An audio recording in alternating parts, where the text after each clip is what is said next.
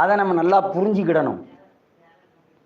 இப்போ நான் ஒரு ஆப்பிள் சாப்பிட்டு அதனுடைய தன்மை இழந்து விட்டால் அர்த்தம் என்ன? ஒன்றுமே இல்லை. அதனால 1 யோவான் 4:8 தேவன் அன்பாகவே இருக்கிறார். ஐயா, தேவன் அன்பாகவே இருக்கிறார். ஐயா, தேவர் அன்புள்ளவர். அவர் அன்பாகவே தான் இருப்பாரு. பாருங்க, இதுதான் தேவனுடைய தன்மை. இதற்கு மாற்று கருத்து இல்லை. சொல்லுங்க, தேவன் அன்பாகவே இருக்கிறார். இதுதான் தேவனுடைய தன்மை. இது மாற்று கருத்து கிடையாது.